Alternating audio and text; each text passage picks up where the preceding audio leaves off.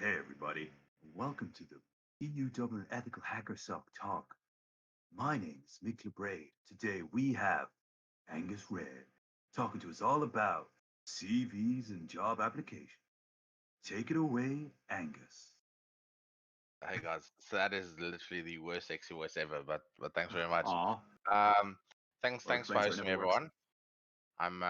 I'm happy to be here, and hopefully we can have like a nice, fun, interactive session, and not just a one-way range. And thank for hosting me to Dublin. I'm a big fan of all of you, and South Africa meets Ireland. We're all doing stuff together. So right, today what we'll be talking about is sort of hacker careers, so resumes, LinkedIn, job applications, and sort of things to remember and things to know before you actually get started and sort of move on from there. So hopefully the PowerPoint works and the audio is good. So today basically we're going through this. It might seem a bit similar to my talk I did at Isolation Con, but I've changed it up a fair amount and added some stuff and taken some stuff away. So bear with me. So I'll just briefly introduce myself, show you about various paths that I've identified of people getting into information security or cybersecurity, whichever way you take your T. Um, we'll then go, and the core of this will be about what matters, i.e., resumes, LinkedIn, and all that good stuff. Then some considerations to make when it comes to your career, especially when changing from one job to another, or getting started in your career. Then some tips and summary, and then hopefully we can do some questions.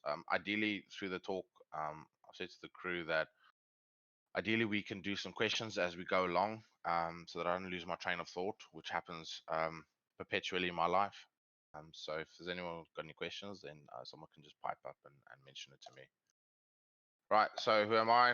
Uh, Long story short, I see my bullet points have changed color, which is fantastic.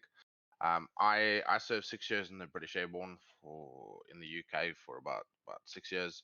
4 of those years I spent as a signal detachment commander, so running communications for an infantry company. And then I did 6 years in high risk security consulting, predominantly in East and West Africa, so Sierra Leone, Mozambique, and then also spent some time in southern Iraq, North Rumaila, Basra sort of area. And then about 3 years ago, I sort of got involved in information security. I kind of wished that I'd heard about it when I was getting out the military or even before. Um, Taking up a friend of mine's at school's idea of installing Linux, which I never did. But in the last sort of 3.5 years, I've been trying to get involved with the community. I'm a co-organizer with B-Sides Cape Town. I'm a mentor with Shellcon Raise Me program. And recently I've promoted from a shit poster to a mod on TMHC, and I am an aspiring DFIR consultant, which is something I've been working on recently. And lastly, yeah, I founded a Discord called Hack South, which is all for hackers, security professionals, students, getting into information security here in Southern Africa. Right. So my path will just breeze over. Served in the military, started a group on Facebook. Uh, Swordfish got involved with that. Introduced me to this guy when he came to Cape Town. Showed me the movie Hackers. Kind of got hooked, and I worked with him ever since. And that's obviously what my browser looks like from day to day. Right. So your entry. These are some of the routes that I've identified. Right. So, which I guess a lot of people watching this will have taken this route, which is the, for lack of a better term, it's the university route. So, um, some people start off as a CS degree and then find a hackathon or get involved with CTF or meet the shady people, the nefarious people in university, find out about this industry, information security, and sort of sometimes they change major or they finish a CS, maybe do a bolt on, or finish with a CS and get into security as much as they can. Gamer route, which a lot of people do take, it usually stems from wanting to be better at a game and then finding cheats, and then from there using hacking to make the results better in a game, and then they sort of through that they find the community and um, get into security formally. Um, Others are found, which is usually the the most dangerous one, which is hacktivism. taking a stand against something, which is obviously very common during the heydays of Anonymous. Obviously, the rule here was the crime is getting caught. So if you got caught, like, you're not going to have so much of a career. But if you didn't, a lot of people transition over to that, become white hats, and are doing stuff for good. I think the theory on this is, unless you become like a viral thing, you're not really going to turn it around after being caught, um, like Kevin Mitnick. Right. So influence curiosity. So this is always great, and this is something that why I started Hack South, and why many people start communities is to get to, tell people about information security and get them involved. Um, Through influence, tell them about how cool it is, get involved with CTFs and B-sides and stuff like that. And, it hooks them from an early age, and they have enough inside advice and guidance to know that this is the path for them. Rerolling, that's a very common thing. So people that are already working in tech or IT or whatever it is, that want to get involved in security or find out about security through someone that does a pen test at their company, which I found is very common. They upskill or retrain, and then they transition over to security. A lot of people come from sort of sysad help desk type scenarios. Okay, and linear is what a lot of people are lucky to have these days. They have the insights and guidance from a very young age and decide to go to university, for example, and study something security related, or they take the cert route, or like certain people in the community that we know that are young, that are pre-18, that have already done OSCP, or that have already been working on hacking related stuff before they even graduate. Give me a second. I'm just going to close my door. So Mrs. is watching loud TV. One sec.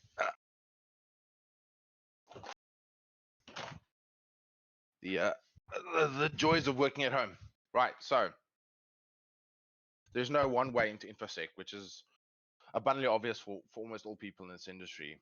Tell them about us. This is something I keep preaching. I had a friend at school that used to give me crack games. Red Alert 2, shout out. And he one day bought me I think he bought me a CD or a floppy drive with an operating system on it. I was like, what is this? And he goes, oh, it's Linux. The hell's Linux? He's like, no, it's a new operating system. It's free and you can do stuff with it. And I was like, what's the point in using that? I've got Windows. And I wish till this day that I took him up on that offer. Side note, he's now a hotshot developer here in Cape Town, South Africa. Don't be evil. So there's a lot of toxicity out there, gaslighting or gatekeeping, or however you take it. Try do good and try be a force for good. Try help those below that have less experience than you and learn from those that have more. Goes the same point as earlier. Yeah, become part of the community. So being on this podcast or this Twitch stream or this Discord chat or whatever it is a good first step. I have learned a lot out of the community, what to do, what not to do, understand my goals and fast learning. So this is I think is an important part of it. And yeah, some ways you can get involved. You can volunteer at conferences. You can CFP for conferences. Take part in CTFs. I was extremely scared of taking part in a CTF because I thought I was just going to blow at it. I do now take part in CTFs. I still blow at it, but if I get 200-300 points on a CTF, I'm pretty damn proud of myself. And I just let the rest of the elite hackers take it home for the team. And yeah, a lot of these things can lead to being an organizer. An organizer gets you more recognition in the community. And yeah, ABL, always be learning. This is an industry where technology is constantly changing, privacy policies are constantly changing. So always have a goal of learning something or doing a course or whatever, whether it's industry recognized or something on Udemy or Linda on LinkedIn. It's a constantly evolving industry out there. All right, so enough about that. Right, so this is what we'll be covering today. Right, so we'll be covering resumes, LinkedIn, applications. So that means not a web application, applications for jobs. And then closing, how to close a deal and when to accept an offer and when to decline an offer, and sort of the power struggle that exists within that whole process, including the interview process. Right. Okay, so this is something else. This is now where it gets different. So I thought about it long and hard, and the whole discussion about resume is always a tricky one, filled with ample amounts of ambiguity and conflicting thoughts and opinions. So before we get started, it's important to remember this: I am not a de facto authority on resumes, information security, careers. This is all my own experiences, my own thought process, and what I've seen works with clients and what does not. Take all of it, take none of it, take one part of it. I doth not care for it in any way, shape, or form, as long as you're happy. Right. So before you even start your resume, maybe you have an existing resume, or maybe you're a student and you're about to graduate and you got to start a resume. Whether you've got one or not, the first thing you need to think about is, what is this resume meant to achieve, right? What is the point behind the resume? What is it really? I ask this twice. I say, what is it meant to achieve, and what is it really meant to achieve? So people go, what's it meant to achieve? And I go, well, a resume is the first part in the interview in applying for a job. So a resume is there to get a job. I'm like, okay, but what is it really meant to achieve? And what it's really meant to achieve is supposed to demonstrate, to a larger extent, what kind of person you are. It's supposed to show what kind of education level you have, what kind of certifications you have, what experience you have, and what value you can bring to that company. What value add are you gonna be? What difference are you gonna make in the company? Are you gonna be a burden to the company? Are you gonna be a force multiplier? Um, it's important to understand that before you even start your resume. Once you understand that and what it's meant to achieve, so you will say, right, it's to get a job. Now, what kind of job? Pen testing job. Okay, so this resume is to achieve a job in pen testing. So we make sure we cater that resume accordingly to what we're trying to get as an end result. Okay, who am I and wait, right? So understand who you are and what you do best. Focus on what you do best, mention the rest, and know who you are and where you are at in your career. So the first thing on there is understand who you are and what you do best. So um, whether you're an extrovert or introvert, it's important to understand who you are, what kind of job will work best for you, right? And apply yourself accordingly to that.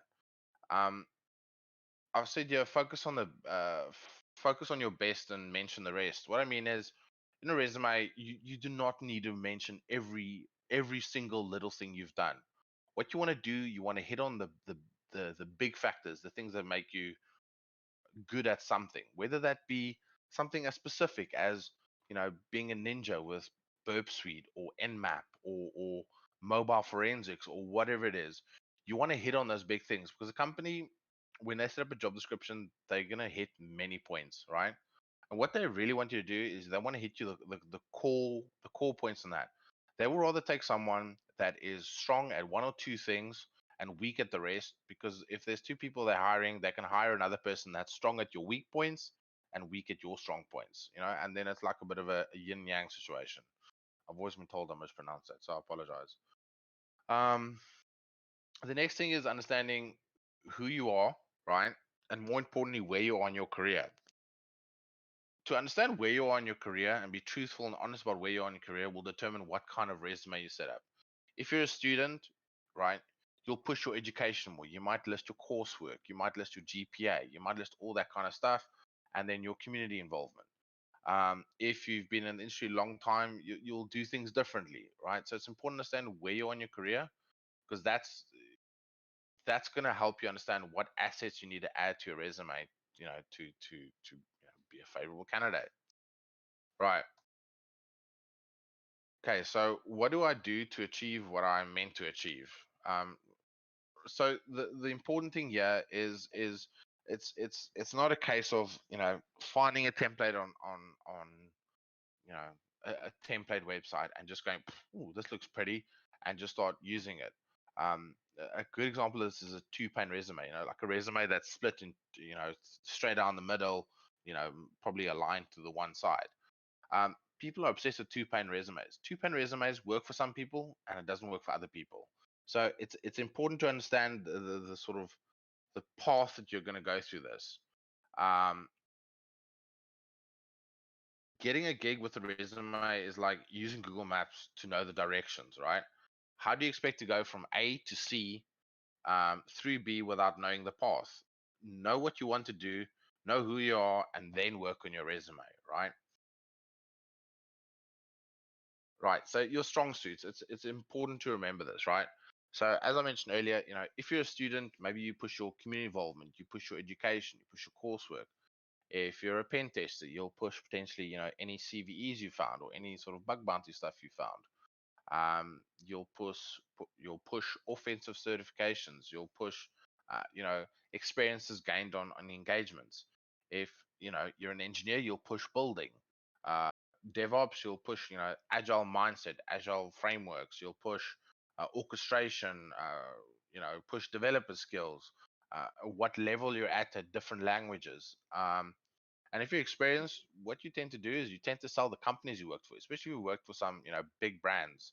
Um, I've seen resumes of people that have been in the industry 20 years, and they'll literally list the company name, the time they were there, like the years they were there, and their title, and maybe like an achievement. That is it, like 2 lines max. It goes back to my point earlier. Like you got to understand where you're at in your career.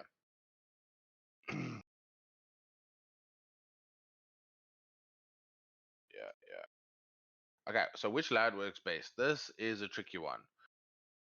The the layout that works best is up to you, right? A resume is not the beauty of a resume is in the eye of the beholder. Um, it is, however, at when you get the end product, you'll see whether this resume works for you or does not work for you. All right. There will be a recruiter out there that will think your resume looks amazing. I might think it looks terrible. The next person will think it looks average, right? So going through the steps that I've mentioned here will help you understand what template works best for you. I'll show you one shortly that is good for someone that's a student that's graduating, which we'll get to in just a minute. Okay, do I list it all? So a lot of people think they need to list anything and everything in their resume. It's important to hit the big points, right? Um, Achievements, accomplished, responsibilities, promotions, that sort of stuff. What you don't want to do is list anything and everything, because then what is the point in the interview? Because it's all there. So you want to leave some things to question. It is always hard to find a balance with that. I myself, on my own resume, I've struggled with that. So um, I've seen a lot of people that will ask an open-ended question on their resume, like on their interests. Um, that could be a good conversation starter, and it might bug a recruiter and say, like, I wonder what they were talking about there, right? And then they set up a call, and then that always works well, especially when you potentially are not good at communicating your skills via resume, but you talk it very well.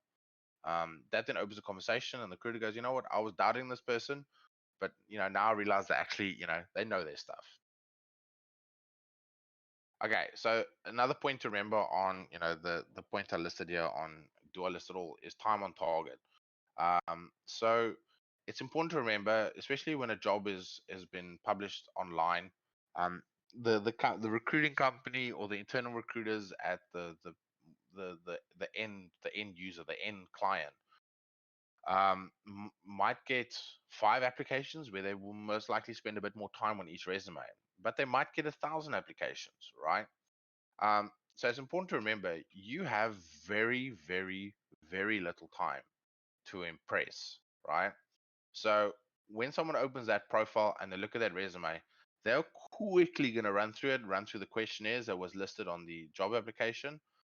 And if the layout is off, if they see an obvious spelling error or grammar error, it's gonna be like, you know what, this person doesn't have this person didn't have the commitment to this application efficiently.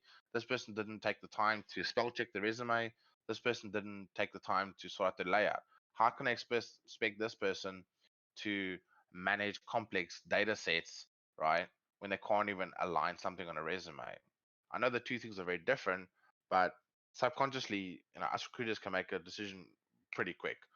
Once you've like gone through the first sift of the resumes, then I will spend time. I go, okay, let's see the gaps between each job. Okay, how long did they spend at each job? Ooh, this person's gone through 3 jobs and spent a year at each, and this one they spent, less than a year.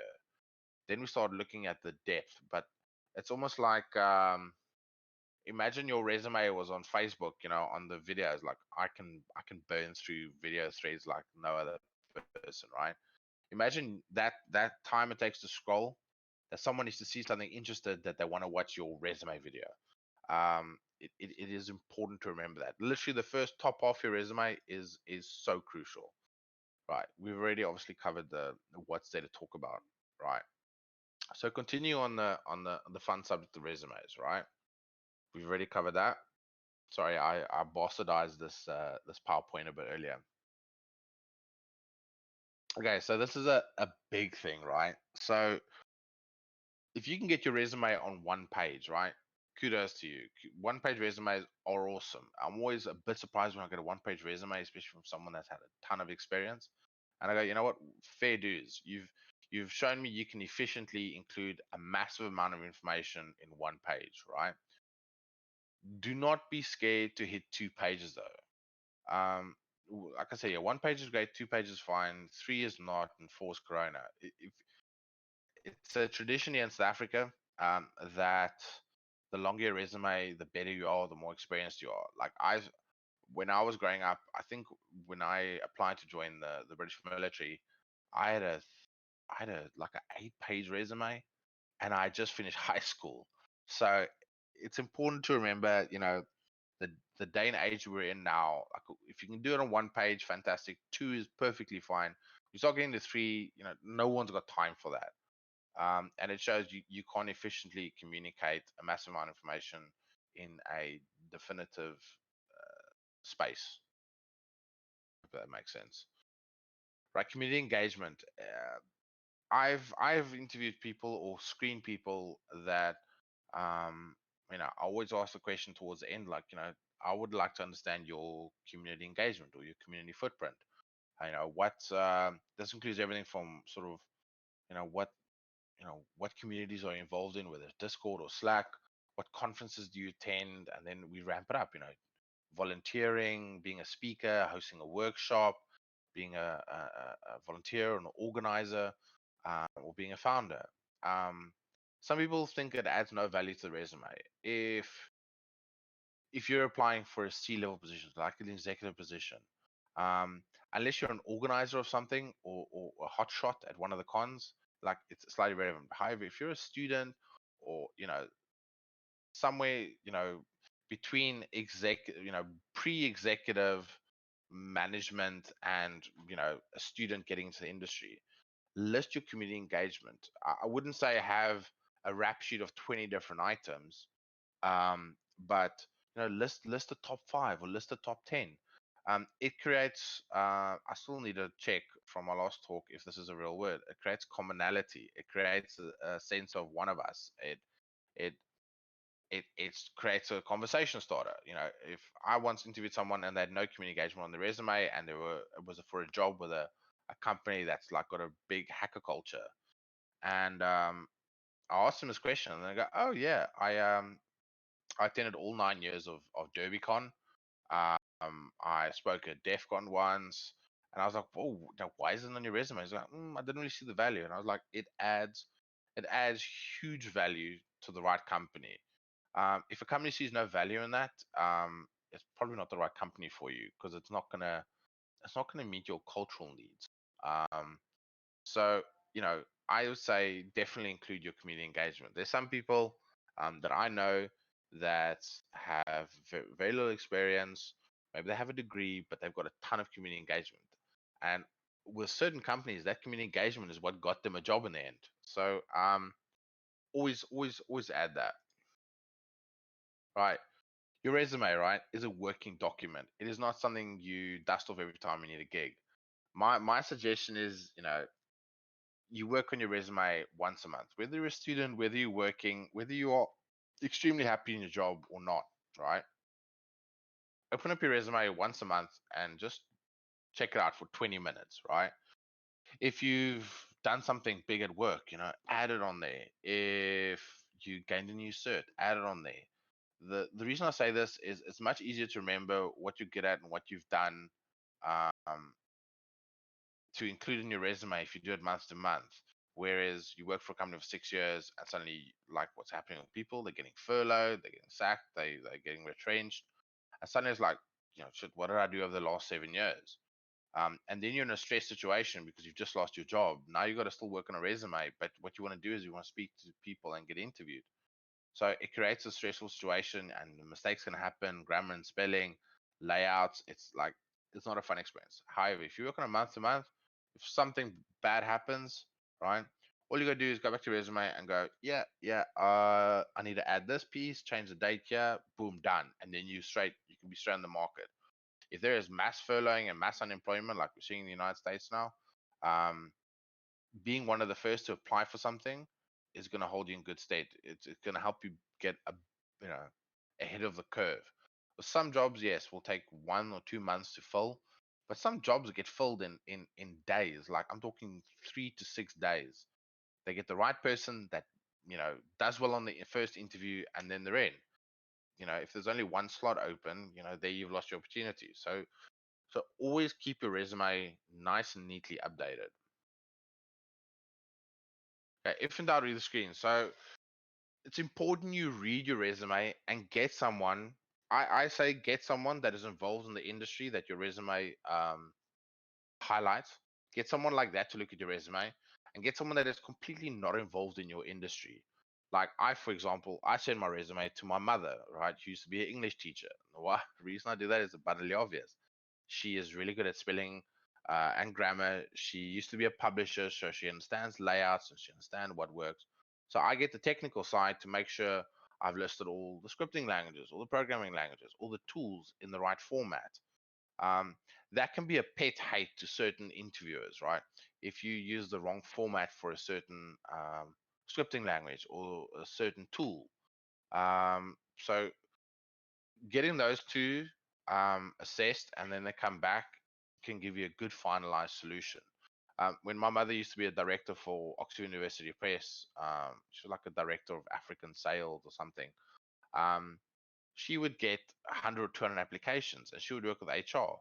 And on her first sift, she would disregard all the ones that just looked terrible, and to weed things down, especially working in publishing, she would look for spelling and grammar errors, and she found more than two on her resume. It was on to the next one. When you're competing with lots of people, you got to make sure those little things are right. Um, Pro tip: once she interviewed someone and someone got a job because they had a landscape resume, and just because going back to that time on targeting, just because she had to take the resume and turn it this, it like clicked something in her subconscious and goes, why has this person got a landscape resume? um it's important to be creative, but the main thing is spelling and grammar has to be on point.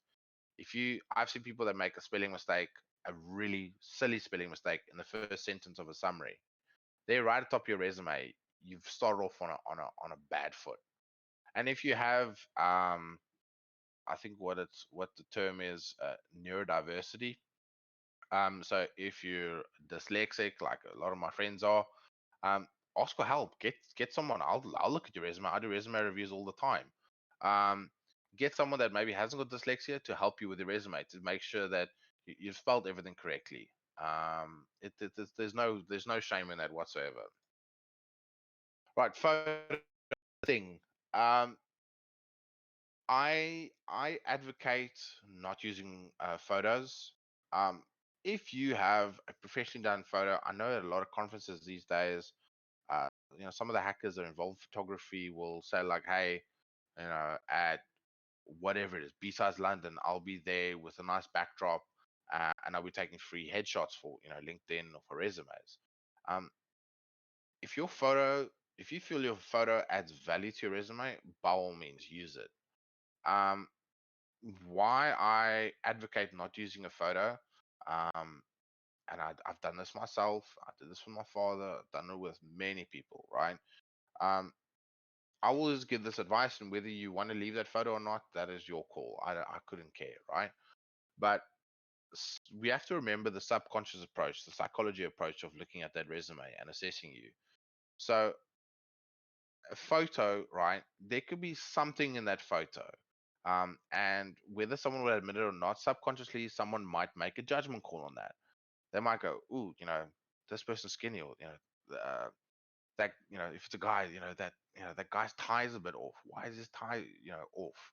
It's off the center.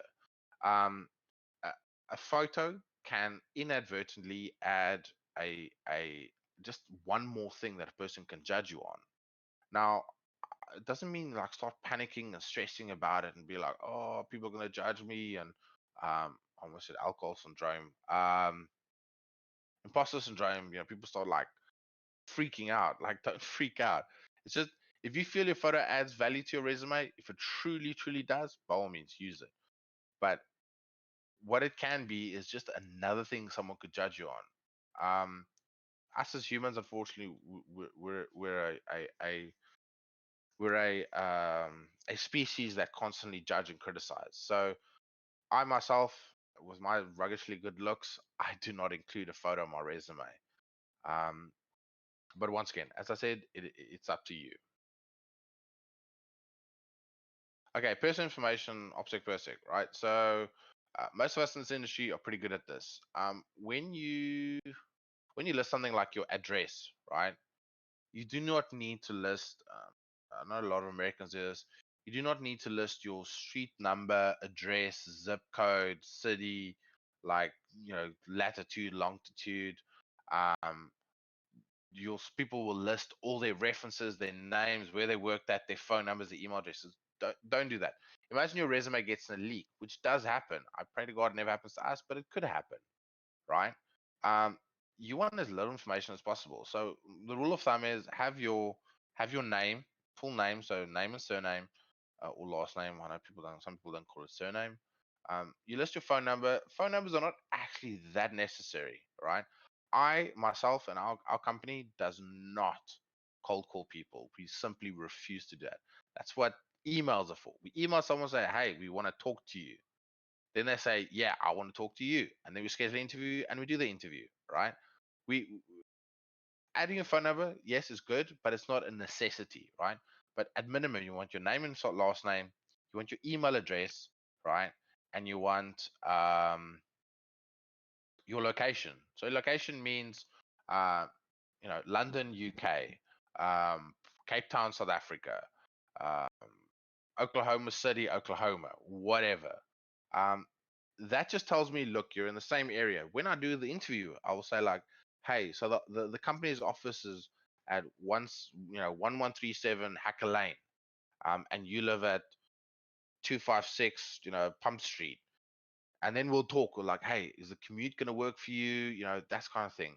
Um, yes, it adds another layer of something that needs to be discussed, but do not put all your information in there.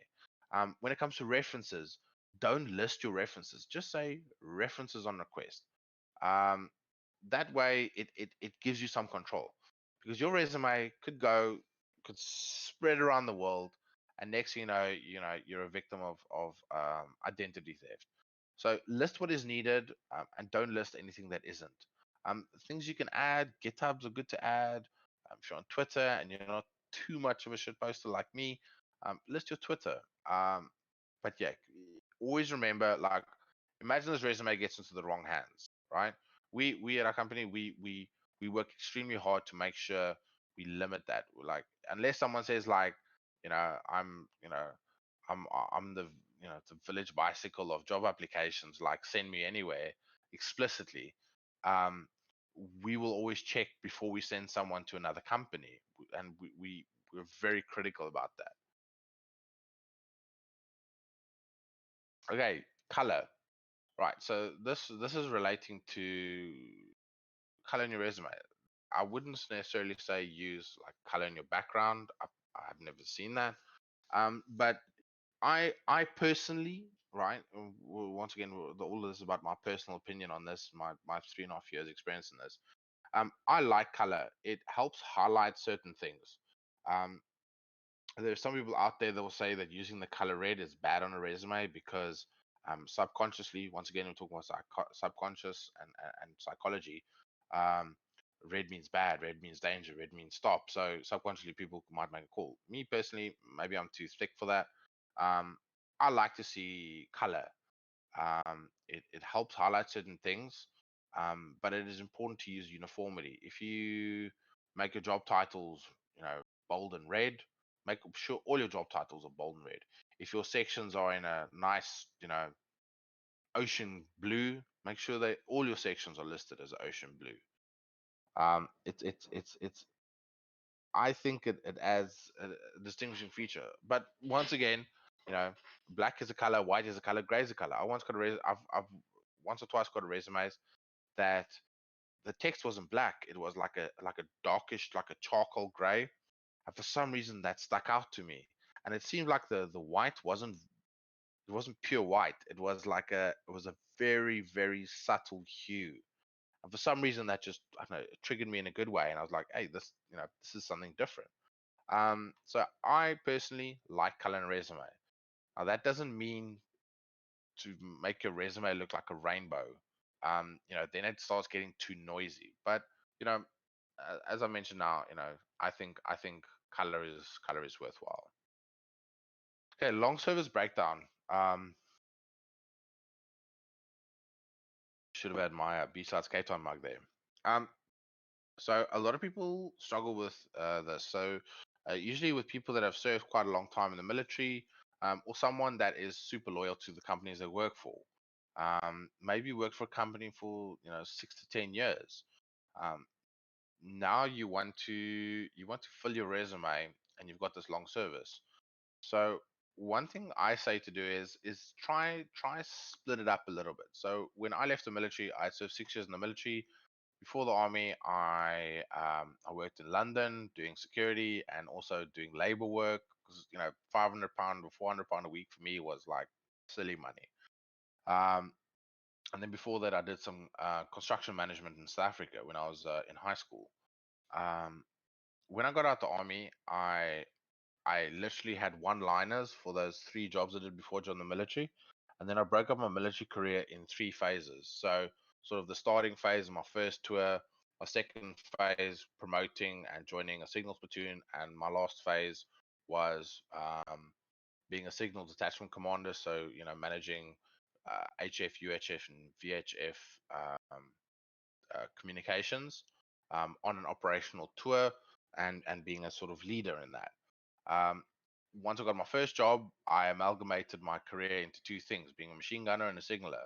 When I got the second job out the army, my army career it was a big, big paragraph, but it was only one piece. Um, as time goes on, you can condense things. But if you've been with a company for a long time, break it up a bit. If you start off as a tech support analyst 1 and you promote tech support 2, I would split that up, and then maybe you become a manager, whatever. Um, that shows that this person works hard. That shows that this person can promote, and it has more value behind the loyalty that you push. Companies will notice that you've served at a company for a long time, and that they then feel that when you join their company, you're going to give them 6 years or 10 years or whatever it is. So yeah, I suggest break it down in a way that sheds good light on you. Okay, 10-year legacy. So um, unless you've done something super super relevant 10 years back, all right, I wouldn't include it. If you are now a senior security engineer, right, I wouldn't list that when you were 18. You flip burgers, right? That it doesn't take away, right? And it's not a judgment call on someone that works at a Mickey D's. I know working at Mickey D's can be a fantastic career for many people. um but when you start getting too far back, and what you did that far back doesn't add value or relevance to your current career or your current career aspirations, what you then do is you list You can list the job title, the company you work for, and the dates, and that is it. If an interviewer wants to know about what you did 10 years ago, they will ask. If you were doing something super relevant, you can maybe add a line or two, like 2 bullet points under that, like a responsibility and an achievement. Well, when you start pushing that far back, it is not relevant. It if it's not relevant, don't include it, right? I hope that makes sense. Everyone's still with us. Everyone's still good. I will take Yeah. silence. Yes. Yeah, everybody seems to be, unless anybody has died and are still muted. But I actually just want to Anyway, add, I saw AppSec bloke said on the Twitch that community engagement is super cool, as is sharing any projects, Git repos you have. Contributions are really helpful. yes, yes, definitely. Me, I'm a recruiter. I even have my own GitHub, right? There's a lot of nonsense on there, but like for instance, as I'm learning Kali Linux now, right? And learning the various tools within that and the various commands I can use, I started a Git repo of just my cheat notes. It's to help me, but someone else might also find that useful. So yeah, definitely add those collaboration parts, add those projects, definitely. Um, right. I'm not gonna lie, that Git repo of cheat notes is actually a good shout. I'm surprised. I'm surprised I didn't think of Yeah, that. To be because honest. I'm the kind of person. Sorry, bot was trying to come in and probably start playing music. Go on. No problem. So for me, I have to do things over and over and over to remember it now. A simple I'm thing saying, like ls tac a is something someone showed me once, and I was like, oh, okay. And after I did it a few times, it's like muscle memory now. In-map scans are starting to become better for me. So I use that. I list the command. Even if it's a long string of commands, I will then break it down and say, this is what this does, this is what that does, this is what that does. Um, and when I do a CTF, I can't remember something, I'll go back to that. Like, I did something similar like this. And I'll go back there and I check it. It helps. I've also I got this idea from one of my candidates. He had all his community engagements on a repo, and he had a .md with everything listed with the links. So instead of me having to go on YouTube and search all their talks at DEF CON and B-Sides and DerbyCon and whatnot, I can just go to the repo and I can give the link to the repo, and the company interviewing them can find all that information there. So definitely worthwhile. Okay, so good. Sorry. no problem. Okay, so summaries on the resume. You'll see obviously we're going on quite a bit about resumes here, but that's sort of the idea behind it. A summary on a resume. So some people will not include a summary. Some will. My thought process on this is if you're quite established in the industry, um, a summary can be fun, but it adds, in my opinion, right? And this is just me once again. I don't think it adds that much value. That is not to say that you shouldn't have a summary, but when you are, for instance, a student, or you're one of those people that are transitioning from IT into security, I think a summary is pretty crucial, right? And the main thing is you want to talk about what you've done, right, in the past, what you're doing now, and what you want to be doing in the future. You can add another sentence and say, it's a hybrid. You can list what you're doing now, like I'm working as a T3 tech support analyst. um, and then the next phase you say, um, whilst I'm working at the moment, I am trying to collaborate with pen testers in the company, and have taken up studying for OSCP. Right, so that's showing me what you're doing to get to the future. And then last, you list the future and you say, this is now the end result. The reason I did what I'm doing now, and I did what I'm working towards the future, is that I want to achieve this, which is, um, I have aspirations of becoming a pen tester, learning and honing those skills, to one day perhaps be a red teamer, or be or whatever, like me, a DFIR consultant. That's where the summary adds value. When you've got very little experience, you want to tell a bit of a story.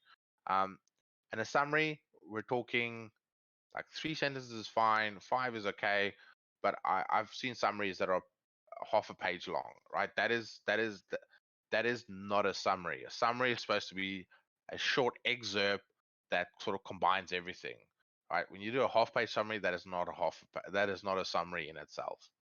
So keep that in mind. Right, we covered that already. We work on a resume once a month. Right, elite hackers. Right, so if you are good at something, push it and talk about it, but do not overstate your abilities. It you will get caught with your proverbial pants down, right? If you excuse my language, but if you gob off like Jack the Lad, that you're extremely good at this, because most possibly the company that you're joining, there might be someone that's like can blow you out of the water, and on a technical examination, people could get a bit arsey, right? And then they'll put you in your place. That it doesn't work well. But if you are good at something, right, stick to your guns and say, like, you know what, I don't know this and this, but this one thing, this I own, right? It is important to push that. Um, somehow retain some level of humbleness. Um, some everyone there is there's a theory that Google talks about. Actually, I think I watched a talk about it on YouTube, and it's the theory of I think it's called the magnificent jerk, or it's someone that's a complete asshole but is extremely good at their job, right? If you can manage to get a kind of job like that, like, kudos to you.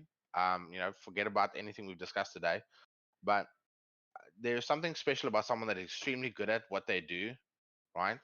They still retain some sense of sincerity and humbleness, right? And they're willing to help others, because that means you can become a mentor in the company. You are teachable. It looks better when you're in that company and you do your first assessment, or you do your first engagement, or you have to start building some new infrastructure. That's where you can show your prowess and might, right? Just make sure you keep it cool during the interview. Trust that makes sense. Okay, so something I've sent this screenshot to a lot of people, right? So a lot of people say, like, hey, I've done all these different technical things. How do I list it? So there's various different versions of this, right? So what I found works well is basically this, right? Um, and I will talk about this till the cows come home. I live in the city, so there's no cows here. But anyway, I list 2 columns and however many rows. You can have 3 rows, you can have 6 rows, you can have however many rows. I think the most I've seen is 10. On the left, right, you list subject matter, right? So as you see here, pen testing, virtualization, scripting, coding, defense, networking. You can add other stuff there, like whatever, vulnerability research, or community, or whatever it is that you want to talk about. And on the right, you list everything that is connected to that. Um, the thought process here is, as I mentioned, there is how to display technical abilities to non-security and non-technical recruiter. A lot of recruiters out there do not actually understand what they are recruiting, right? Um, it's like me. I'm terrible at recruiting developers. Well, not terrible. It's not my strong suit, right? Because I don't know how to judge someone their technical ability without giving them, a hacker ranked examination or something like that. So I have to make a judgment call on that. But you will deal with recruiters that have no perception of what they're recruiting for, right? So what they're doing is they're looking for buzzwords and they're looking for certs, right? So this allows them right at the top of your resume to see, oh yeah, my job requires experience with C, C++, um, Splunk, and whatever, Metasploit, right? Then they can immediately see they see those words and they're like, tick, tick, tick, tick, tick. Yes, this person, they meet the requirement. Okay, that person might fail in the interview, but it's you've gone through the first step, right? It also helps with Boolean searches, especially for resumes in an applicant tracking system, or a CRM that's geared towards hiring. Um, a non-technical recruiter will run a Boolean search, and they will search Metasploit, and AWS, and Golang, and JavaScript. if you've got that stuff there, it'll A, flag your resume, right? And B, when they look at your resume, it'll be right there at the top, highlighted in yellow or whatever, their preset color is. Um, it helps us non-tech people to identify that you do tick the boxes. All right, what is next? Okay, so why LinkedIn, right? Use LinkedIn, don't use LinkedIn. As I said a lot of times in this talk, I do not care, right? What you want to remember though is, what is LinkedIn about? LinkedIn, right? Why I will always ask someone for their resume and their LinkedIn, right? Because the resumes will be in various different formats. I will see duplication from time to time, which is fine. But a resume is your it's got your personal touch on it, right? LinkedIn is a bit different. It's all the same format, right? I know where the photo is going to be. I know where the job title is going to be. I know it's going to be work experience. Then it'll be skills. Then it'll be certifications, education, projects, um, recommendations, and then groups, right? So it is a set format. So that allows us to look at that in something that we know, right? And we know where everything's going to be, right? When I look at LinkedIn resumes, I look at them on my vertical screen. I bought the vertical screen for coding, and then I realized I can't code, so now I use it for assessing LinkedIn profiles. The other factor to remember is most recruiters, their first port of call is LinkedIn, right? We pay quite a lot of money for LinkedIn to get access to every profile that exists in the world. We can add them to projects, we can add notes to them, we can add tags to them, all sorts of stuff to help us find those people better in the future.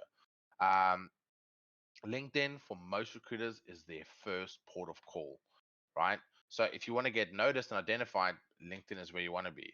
If, however, you're settled in the industry and you're the kind of person where you don't apply for jobs, jobs come to you, there is different settings you can add to your LinkedIn that allow that stop you getting in-mailed, that can stop you getting messaged, that people have to have your email address to add you. I find that a little bit antisocial, but with certain people with certain certs and certain experience worked for certain companies, they get hounded. And some of that hounding might be really good, really specific, really tangible jobs for that person that could really change their career, right, in a good way. But most of it's going to be spam. But if you want to get noticed, LinkedIn is where you want to do it. And if you want to be cool and savvy, you can list a alias name on there. Um, but just when that person speaks to you for the first time, make sure you illustrate like, hey, that was just an alias name. My name is actually such and such, so that there's a level of trust. Right. So the we spoke about the summaries on resumes. Now the summaries on LinkedIn can be however you want it, right? So a LinkedIn summary can be a bit longer. You can tell a bit more of a story. You can maybe have a paragraph or a short paragraph on each of the three aspects I mentioned earlier. Um, and it's important to remember when someone gets to your profile, they're only going to see about, I think it's about 3 or 4 lines of the summary. So you want to hit a pertinent point in that summary. I don't look at a summary first. When I look at a LinkedIn profile, um, I'll look at where you've worked and what your title was, and I'll scroll right to the bottom to see your certs. From there, I'll look at other little different things. Um, but your summary can be a lot longer on LinkedIn, and it's important that you can add some juicy bits. So what I'm going to do, hopefully it does not break the internet. Hopefully we can come back to that. Okay, so this is my LinkedIn, right? Let me refresh it to see if it goes back. Okay, so on my summary, I've got my name, I've got my banner here. I've listed as open to new opportunities. That's I still have it there from IsolationCon to it helps me to take screenshots and show how that looks. There's my summary. So I just hit like what my past is and what I'm working on at the moment, right? And if I click more, what I've done is I've got a what I did, what I'm doing now, and then I've listed all my community engagement. At some point now, probably in this year, I'm going to trim the fat off this, and keep the relevant pertinent points there. You can add hashes to your summary. It does sometimes help you to get found. Um, but A summary on LinkedIn, a long summary is perfectly fine. Mine is probably a little bit long, but I literally just like now once again the GitHub comes up. I literally just copy and pasted this directly over from my GitHub repo because I keep that more up to date. So yeah, with LinkedIn summaries, you can tell a bit more of a story. See if I can get this right without screwing it up. Okay. Okay. Right. So job experience. When you list a company, if the company is listed on LinkedIn, try when you type in the name of the company, it'll bring up all the LinkedIn pages that are associated with that wording for a certain company. If your company is listed with a page there, I'd select it, right? Because once again, subconsciously, when I run a search, I'll burn through about 4,500 profiles a month, right? At this moment, I will recognize the logos of different companies, and it it it holds you in good stead, right? So list that company. If you don't want to be associated with that company, or you're just trying to be sneaky beaky, then leave it. Or you can list yourself as redacted. I know there's a company page called redacted, and list it there. Um, give info about the company. So if you're not working for a huge company like LinkedIn or Google or Facebook, or something that is not a semi household name, what you can do is just give it like a sentence on the company, like we are a company focusing on software as a service in the whatever the EDR business. It just gives a bit of relevance to what you were doing with who you were doing it with, right? I can always go and if the company is listed, I can click on the company and I'll quickly read the page and I'll look at the website and go, oh, they do this or they do that. Adding like a sentence on there helps a lot. Do not add like a massive paragraph. Like no one cares, right? Just add enough there to add relevance to what you did, right? Um, then you would list your responsibilities, and then you can always add like an accomplishment or two. Um, if you have a ton of accomplishments, like well done to you, I wouldn't necessarily list them all. I would list like the top two or the top three. All right. Um, what is next? Okay, recommendations. I believe I have like 30 something recommendations. I have recommendations from my parents. I have recommendations from line managers. I have recommendations from people I worked with, and then people I manage. Um, having an assortment of recommendations adds a lot of value. And by recommendations, I do not mean the skills and the endorsement and that trash. Okay, I literally mean where people can type a bit of a reference on you. Okay. What I used to do when I got out the military and I was working in contracting, you can go on LinkedIn, you can print your profile as a resume, which some people still use as a resume. Um, and what you do is you edit the PDF and you basically just take the page that has got your recommendations on. So if someone asks you references, you can say, "Hey, here's two contacts to get in touch as a reference for me, and here are my LinkedIn recommendations." Yes, that person go on your profile and see them themselves, but there you're just giving them the option. You're giving them the one page of all your recommendations. Um, the reasons you ask my parent for reference, because my dad can be a testament to what kind of upbringing I had or what kind of a child I was, right? It doesn't add super value. I think my dad was just proud and he wanted to do that. But there's no shame in it, right? Why you ask your line manager for a reference is important, because they will then say what you worked on, what kind of value added, and what you achieved. It is important to note that when you offer the recommendation, there's a default message that gets sent to the person. It'll be like, "Hi, I'd like to ask you for a recommendation of my time at insert company." Um, if you want your line manager to hit on a certain point, list it in there. Ideally, they are nice enough to read that and do that. Um, Also to remember, when you get sent a recommendation, you can send it back to them and ask for changes. I recently asked someone to make a change because I made a spelling mistake in their recommendation. That also happens when it finishes. You can then list whether you want to have it on your profile or not. and you can move them around. So I have the most relevant to the least relevant recommendations on my LinkedIn. Why would you ask your teammate for a reference? Well, simple. That person's gonna, if that person does give you a recommendation, that person's gonna talk about what you're like to work with. It's like a peer review thing. Um, they will say, hey, fun person, um, whatever, help me with a really good project, make some coffee. That shows that you are an accepted part of your team, right? As an equal. Clients, if you work with clients, I don't think there's any shame working with clients unless there's like massive NDAs in place and whatnot. Um, Getting a recommendation from a client is going to show how you work with that client and what value added the client. So I hear these words constantly: value adding.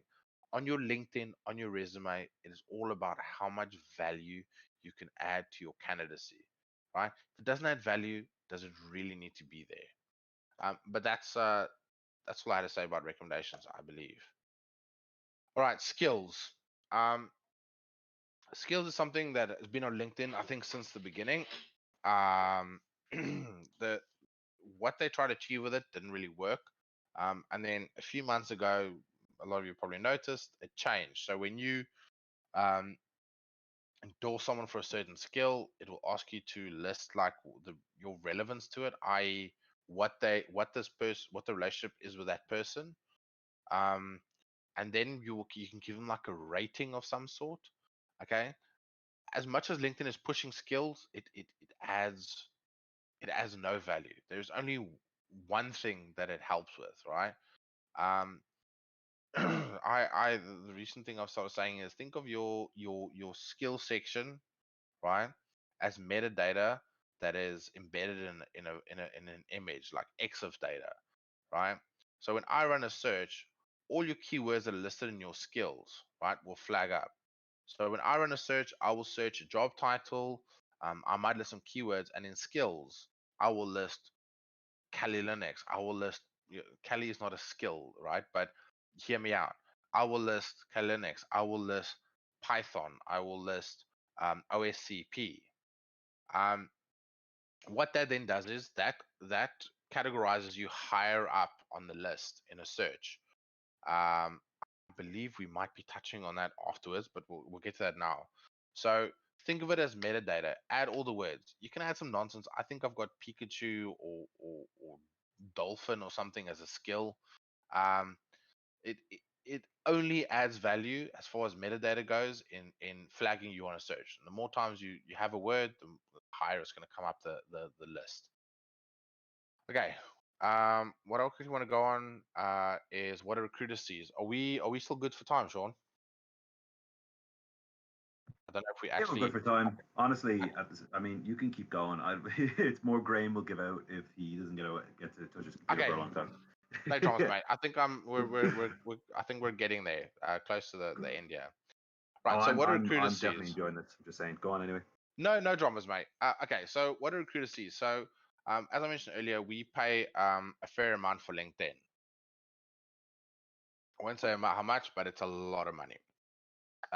And what that allows us to do, one of the benefits of why we pay for LinkedIn is we can search people for through a huge set of metrics, right? So these are the different options that we have. There is more stuff we can add to this, and there is more custom fields we can add, right? Um, I usually only use about 3 of these. Um, I'll step back a bit. When we run a search, the first search we run for a new job, right, is extremely specific. It is only currently only in a location. Um, it's a certain level of education with certain certifications, a certain level of experience. Um, like we'll be very specific. As we run out of options and results, we'll trim that away. The reason for that is the LinkedIn algorithm doesn't really work very well. I sometimes won't find someone on this recruiter professional services search, but I will find them on a LinkedIn basic, like what everyone else has as LinkedIn. Um, so we have all these things. Sorry, I have this family bloodline that I sweat on the tip of my nose. That's why I keep rubbing it. It's not Charlie. Okay, so have a look at that. It's important to remember how these things work. So what I'll also do is I will use which one is it? I use current companies. I think it's this one, or no, years in current position, right? So what I will do is that will be flagged from 0 years to 22 years or 30 years, right? I bring that down to 10 and I bump it up to 1. So I look at people between 1 and 10 years at a company. It will still flag people that have less than 1 year. It'll still flag people that have more than 10 years. But why I do that is because I don't really want to pitch a job to someone that's worked for a company for less than a year. Um, in certain circumstances, yes, I will hit someone up, but they got to have a pretty good reason to be looking for a job, sub 1 year. Um, so I will do that just to filter because it'll flag people that have just started a job, and there's like literally no point in pitching someone a job that just started somewhere. Usually, if people started a job a month or two ago, and they're contacting you about a job, then it's worth talking to them because the usual reasoning then is the job I interviewed did not equate to the job I'm doing now. Right. So I'll run the search and I'll get 4 sets of results. We don't have any job slots on LinkedIn because I think they're overpriced. It costs about I think it's about $1,000 for one job slot or one job seat on LinkedIn, which I just refuse to pay. So because we don't have that, we get 4 sets of results. It's companies that I have connections with. It'll be people that are open to new opportunities, which is something I'll show you shortly. People more likely to respond. So that basically goes, if you get in-mails and you tend to respond to them, you would come up in that sort of set. And the last one is total candidates. Now the ironic thing is I could put a filter on saying hide all previously viewed in the last 3 months, right? I will burn through all 71 candidates, and when I hit refresh, there'll suddenly be 40 more people. Most of the times they are less relevant to the original 71, but that's basically the cycle. And you can see there how the search was set up, right? So I was searching for security engineers in San Francisco with OSCP, and you'll see there it gives me the option, and that 46 there, and that 133 you see there, and that 14 over there shows how many people that's going to add to the search. The reason I listed as keywords is because this will search like Boolean. It will search the word security or and engineer. Where I listed at the top, they have to have that title. Uh, everyone happy with that? I hope that makes sense. Oh, and what I'll do is when I run a search, I'll work from the right to the left. This will be me relevance. This will show me the people that are looking for a gig. These people will definitely reply to me, and this is like a wild card. The interesting fact, our response rate on emails is about 25%, and that's considered fairly decent, especially in this industry. Would I be able to ask something real quick, actually? Yeah, shoot, mate. Do you want me to go back to that slide? Yeah, I'm just curious. You're saying how about like you'll get 21 response or 21 people for this section, this amount for this section, this amount to this section. Does it give like those individually, or can it just give like all of them combined to answer yes, yes, yes, if you know what I mean? So is it like fully and, or is it like or this or this or this? If you get me? Are you talking about the tabs, the sections above, the Yeah, 30, So 13? Okay, so one thing to remember is that 71, that person could be in all 3 of the sections on the right. As I burn through it, the numbers will change. But it's the way are you asking about how to be higher up that. So what I've done is also, you see this, I don't know why I chose pink, but this pink triangle I have here, that was just me not showing the results that were there.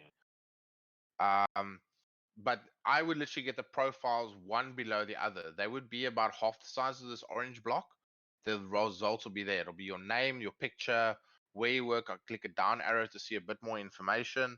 But the way you get higher up on that food chain is literally keywords.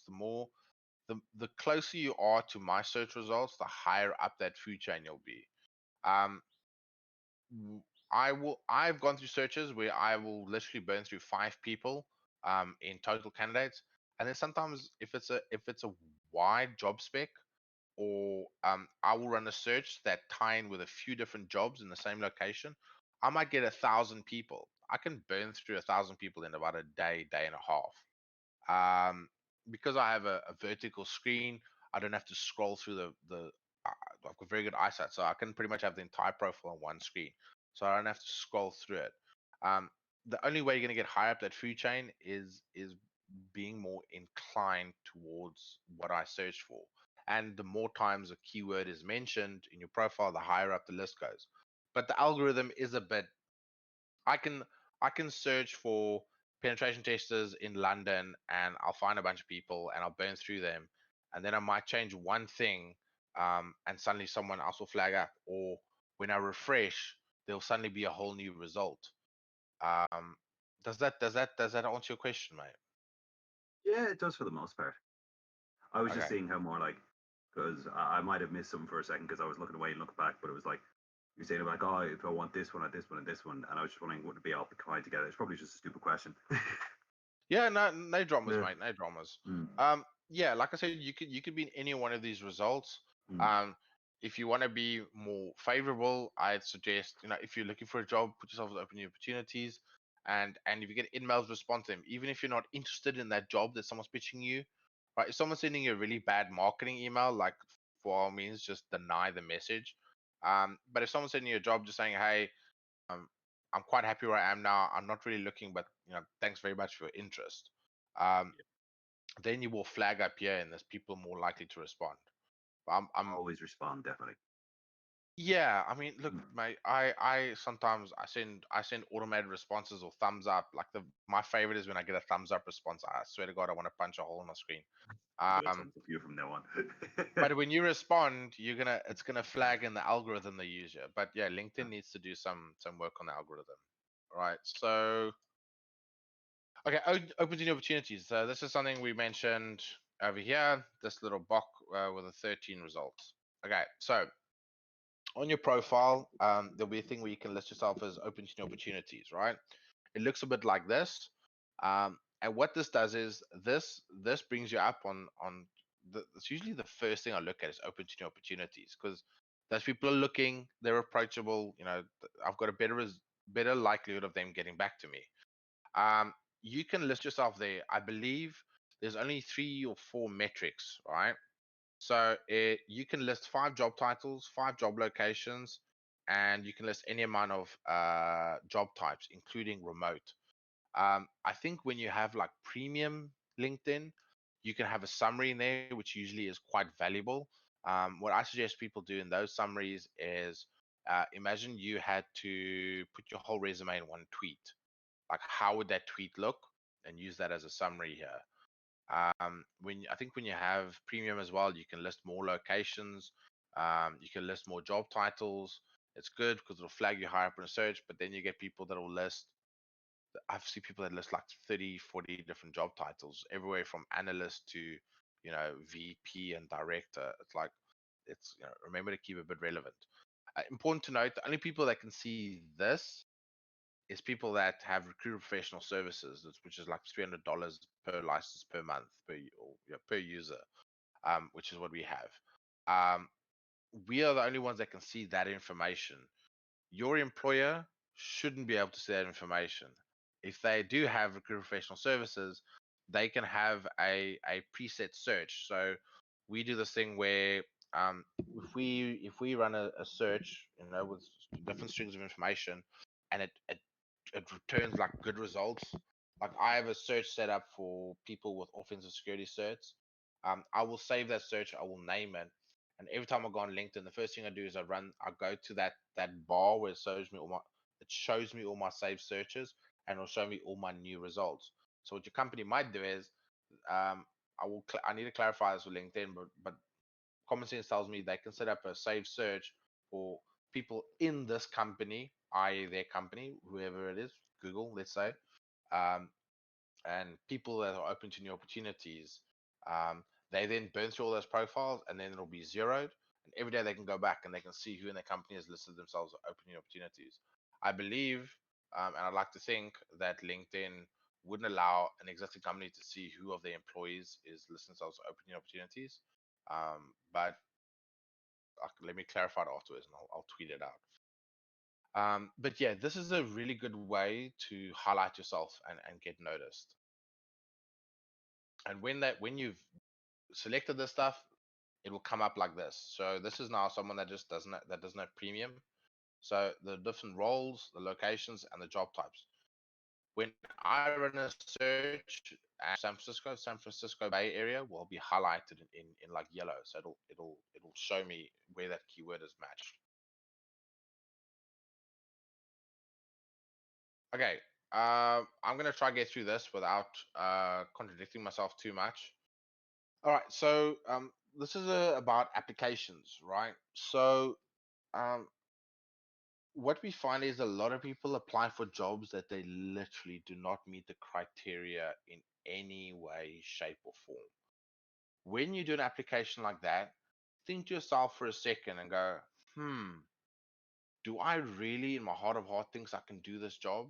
And I don't want to like trigger imposter syndrome or whatnot, but if you're a student and you're applying for a executive level position, think to yourself for a second and go, do I really think I can do this job?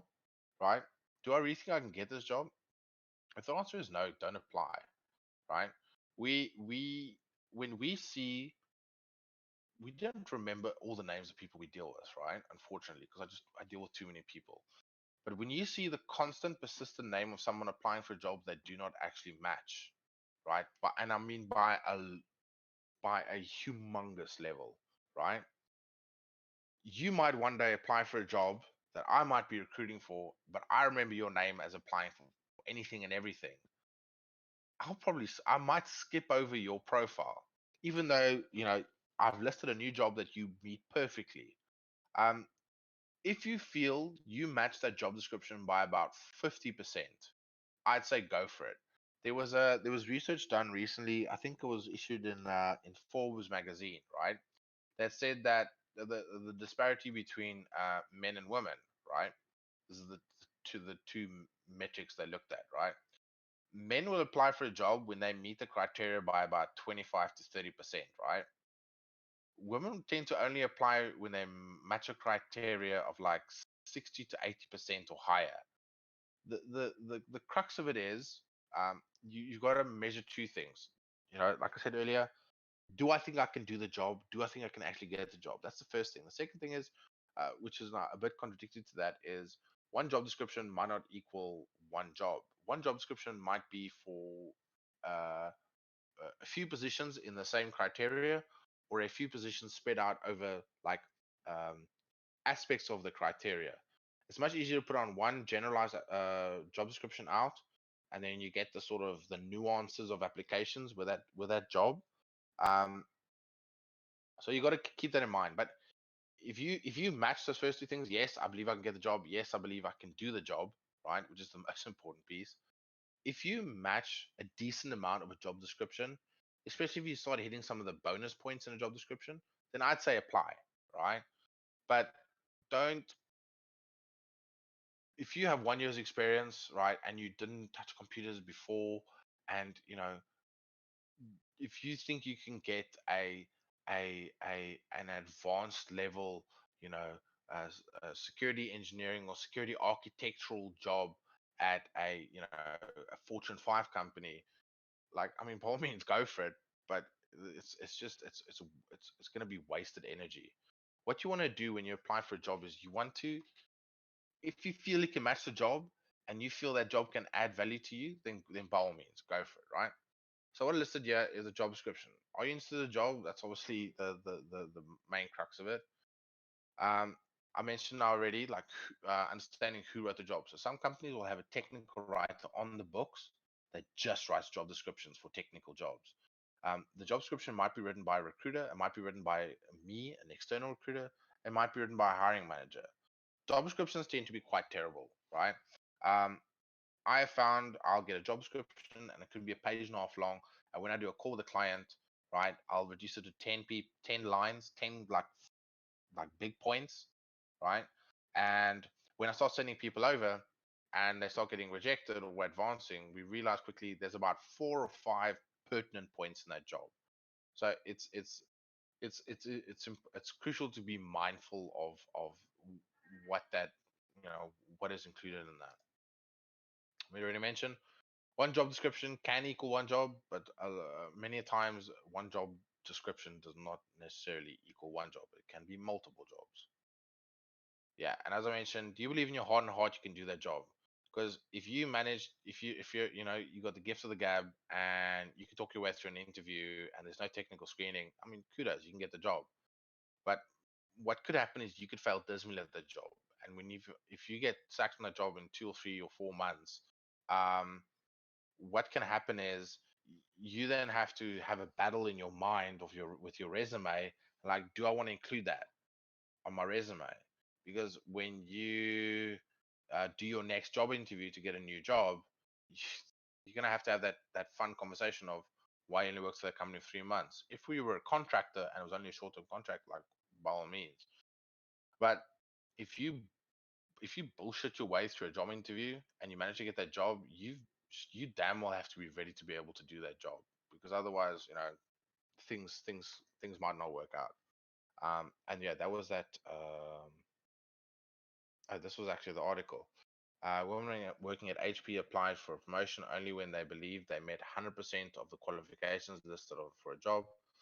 Men were happy to apply when they thought they could meet 60% of the requirements. Me, personally, when I was a contractor, if I matched about 60% of a job, 50, 60% of a job, I was worth it. I now, in my maturity, I've been pitched jobs, security management jobs, across Africa. Um, and once I get the job description, I understand the budgets that are allocated. I now have the confidence to go, you know what? I can't. I could potentially do this job, but I do not think I'm the right person for it. And I do think I might fall short.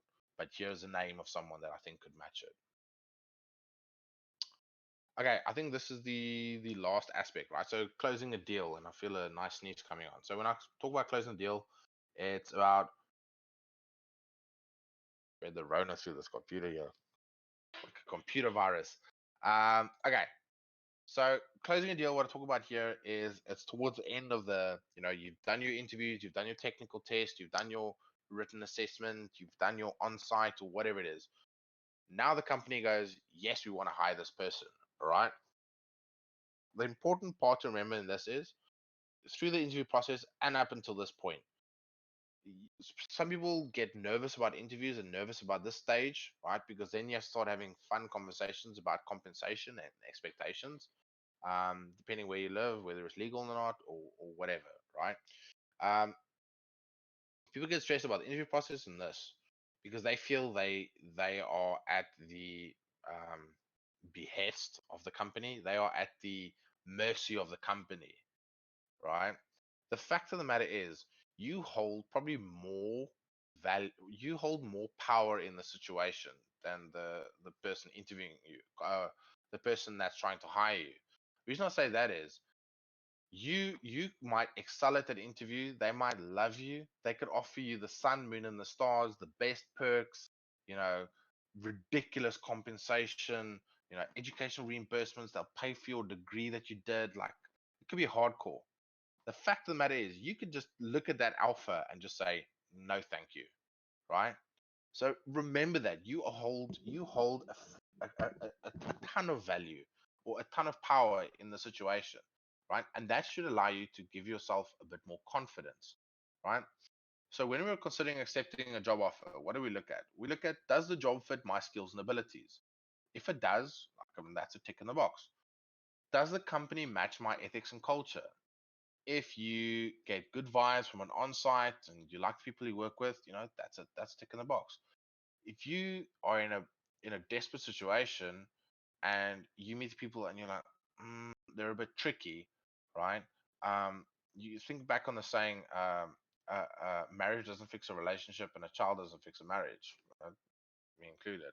Um, if you think you can just kind of just make it happen, it's probably not a good shot, because um, either you might get very upset and be very negative in the job, or you're just going to make other people negative, and then in the end of the day, someone most likely is going to lose their job. So make sure you match that criteria. As I mentioned here, do you get on with your teammates, your line manager, and the higher ups? If you can't if you can't match all those criteria, a song is just not taking the job. If you are truly in a desperate situation, right, and you feel the need that you have to bite the bullet to put food on the table, like by all means go for it. But if you're in a position where you can be more considerate, and you're interviewing with another company and you're getting to an advanced stage and it's getting to the closing stage, um, then look at your options, right? Then you at least have an A and a B to look at. All right. So the short-term gain on offer is obviously what's a salary? What am I going to put in my back pocket? What are the benefits? What are the perks? Is there going to be travel involved? Um, when I used to be a contractor, I used to measure a contract by two things, which we're going to get to shortly. I looked at what they were going to pay me and what the welfare looks like on the contract. So if I had to live in a jungle in Nigeria, northern Nigeria, and be doing counterinsurgency, and I'm gonna eat rations, and the deployments are 3 months on, 1 month off, and it's extremely risky, right? You're gonna have to pay me a lot of. You're gonna pay me $600 to $1,000 a day. However, if I was like my contract in Iraq, we had Connex accommodation in an enclosed camp. We didn't have to do security duties. We just did close protection in the day. There were separate guards that looked after the site. I had Wi-Fi. I had aircon. I had a DFAC with 3 square meals a day, and we had pretty good vehicles, and the risk was low. They pay me considerably less. The same counts for this. You have to look at what the travel requirements are and how all these benefits and all these things are going to tie into your life, and whether it is going to work for you or not. Right? The medium term thing to consider is what skills and experience will I gain in this position. So, what can you gain from a technical and experience level in this job? It's important to look at that. Right? And the long term gain, which I often feel is the most important, is what value will this job bring to my career, and how will that look on my resume? How will that look on my LinkedIn? Um, when I started in contracting, when I left the military, I got offered a job with a company, right, that ended up getting 6 guys in prison in Chennai, in India, for firearms offenses. Right, we won't get into what happened there, but I had to look at various companies, and I suddenly got an offer from a company that I thought, you know what, I might get paid a bit less, right, than this other contract, but this contract looks really valuable on my resume. It's with a big name, you know. I worked for a company called Aegis Defense, which doesn't exist anymore. It was bought out by a company called Garda World. Um, but Aegis is highly recognized in the physical security industry, right? So I took offers with Aegis instead of no-name brands that can pay me twice as much. And yeah, that equates to what value does it bring onto my future. When I do a search, I undoubtedly and admittedly, if I see someone has worked for if I recruit for instance, Silicon Valley type startups, right? And they want the best and they've got the budget for the best, you can count your bottom dollar. The first places I'm looking at is Twitter, Facebook, Google, whatever the big household names. Um, I will if your company can add that kind of, if you have an offer of £60,000 at a at a bit of a sketchy company, but you have an offer of £40,000 at a big name, consider what both are going to bring to you, short, medium, and long term, right? But put a bit of focus on that long term, right? Um, some people will disagree with that, which is perfectly fine. Opinions are like rear ends. Everyone's got one. But that's my personal opinion. Okay, quick one on money talk with recruiters, right? So I believe I'm a pretty nice, fun, caring, considered recruiter. Um, my advice on this is as follows. Um, if you believe you can trust this recruiter and you believe that recruiter has your best interests at heart, um, my suggestion is talk about what you're earning, right? Talk about what you're looking for. And I'm not just saying this to make my job easier, right? I've had all different spectrums, people that are more than happy to talk about what they earn, what they're looking for, what their aspirations are. I've had people that flat out refuse and say, don't you know the state regulations?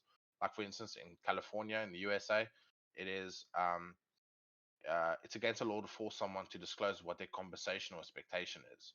Um, so I've had all different spectrums. My advice is, if you trust a person, discuss what you're earning, discuss what you're looking for. Say like, look, I am looking for 90,000. I would be more than happy with 80, but I won't go lower than 75. All right, that is fine. But the most important thing is you and that recruiter have to have a concrete agreement that says whether that recruiter is going to send you over at a number or not, and what that number is. So sometimes people will discuss their figures with me, and I'll make a call then. I'll say, you know what? I think with you, I'm not going to send you over at a number. We're going to see what the client does, and we're going to see how the process goes. Sometimes I will send them a number, but I make sure that candidate knows what number they're being sent over at. The reason is I have caught other companies, right, beefing up someone's compensation. The reason they do that is recruiters are paid, and it's important to make this distinguishing feature. To measure what a recruiter gets paid, a recruiter like me, right? They need something to measure, all right? So what we get paid with, we get paid a percentage of your first year's base salary, excluding stock, RSU, PSU, benefits, perks, just your base salary, your gross base salary. However, it does not come out of your salary. It comes from a outsourcing budget. The only time that it comes out of your salary is on a contracting thing. But you'll get pitched a contract for $300 a day, right? And we're charging the client $400 a day. We make $100, right? We personally don't do contract. That's how it works. Um, we catch companies that will bump someone up by 50 or 60,000 a year because they just want to make more money. If you are underpaid and you're working with a company for a long time and you're transitioning over, then sure, if I think you're worthy of a bump, I'm gonna bump you. But I will always make sure you know what number you're getting sent over at, if indeed I do send you over at a number. And then the last decision you have is accept or decline. You hold the power. Like I said, they can offer you the sun, moon, and the stars. You could just say no in the end, right? So um, accept decline. If you decline, it's etiquette to kind of say why. Um, if you have a better offer with a better company, right? Say that. It's not, no one's going to get upset about that. If you did well in the interviews and they liked you in the interviews, it still leaves that door open, right? If you get snotty and snide about it, like, don't expect, you might be in the power seat now, but in the future you might be, down some and needing a gig, and then you realize you were not so nice for that company. Okay, we've already covered this. So this is about your career. You got to look at the money you're going to make, or the perks and everything involved with that, the job, and how that's going to look on your resume. Just some really dull memes. Okay, to finish off, recruiter 101, we discussed that. How to deal with recruiters. A lot of people will, when they see a job, they'll try OSINT the job and bypass the recruiter. Um, I used to do that in contracting. I was fairly good at that. Um, the idea behind this is, if you find a recruiter that's posting a job, an external recruiter like myself, an agency recruiter, right? And they're not sucky people, right? Don't bypass your recruiter. A lot of times in our contracts, we'll have it like, if we pitch a job to you and you just go OSINT that job description, right? And you apply to the company, we're still going to get paid, right? But it just creates a really awkward conversation to have with our client. So if a recruiter deals with you, ask them about that. Also remember, sometimes, right, despite how many spam messages you're getting, in between that spam, there might be your dream job. I found it with someone before that didn't get back to me and ended up getting a job with our client. Um, but they could have got the job a lot sooner if they had just answered my message. So bear that in mind when dealing with a recruiter, and keep communications up. If your recruiter is not getting in touch with you, not responding to you after you've had some form of communication, reach out to them, tell them, if I have forgotten about you, or you feel I've personally forgot about you, then message me on Discord, on Twitter, on email, and say, hey, Charlie, like, what's what the hell, what's going on? And I'll go like, shit, sorry, you know. Sometimes we forget about people. Yeah, get involved with the community. We've hit on that so much. It's I think it's a crucial part in sort of your career aspirations. Always be learning. Remember, it's a dynamic industry, so always be learning something new, fun, and interesting. This is something I hit on a lot is um, help those people that are less experienced than you and learn from those above. It's much better for, I've been using Kali now for a few months when I get time on the weekends. um, I know a few things about Kali that some people don't, right? Now those are the people I will help and say, hey, okay, this is how Kali looks, and this is how Linux directories look, and think of it like this, and try this command. Oh yeah, cd ls tac a, those basics, because I've learned it from people that knew more than me. That tends to work better than when and a lot of people that are experts at a certain thing have got no qualms and are more than willing to help people that know nothing, right? But it tends to work better if you like sort of work your way up the chain. I'm not going to ask uh, I'm not going to ask Rob Fuller, MoveX. I'm not going to ask him how to run an Nmap scan, right? He's on bigger fish. But I will ask someone that I know is a bit more experienced than me how to run an Nmap scan that I know is good with Nmap. So that creates better situation. And if I can't answer the question, I pass on to the next person. This is something I'm trying to do recently. Treat every job application process like it's your dream job. That includes getting contacted by a recruiter. That includes jobs that you apply for yourself. Treat it like it could be a dream job. It might not be, and it tends to not be, but it could be, right? I once had someone that um, didn't look into the company that they were being interviewed for. Um, didn't really half-ass their technical test because they thought it was some chippy company. Meanwhile, the company is worth $5 billion, and they, at the end of it, they realized they'd screwed up the technical examination and they didn't get an offer. And that person lost whatever $200,000 in earnings a year or whatever it is. Um, Treat every job application like it is a dream job. Yeah, and if you trust your recruiter, talk about money, talk about things going on in your life, because there's always factors. I always ask a question on my screening calls, and I say, hey, is there anything in the next 2 months that could affect you starting with a company or could affect you interviewing? Sometimes people say, hey, I'm getting married overseas, or I'm moving house, or I've got some surgery coming up. Um, is it my business? No, but it is going to help the situation. And I can warn a client. I say, hey, I'm sending over this person. They're only transitioning out of the military in 6 months, or they're getting married in June. So, if you wanted to hire them to start before June, they need that time off. Um, that works much better than you getting to an offer stage and then you piping up and saying, oh, by the way, this. That is not to say if something comes up that you can't bring it up, but the more information we have, the better. Yeah, and don't only think about the short term gain. Think about your career. It's like it's pertinent and it's crucial. That's so many people get that wrong.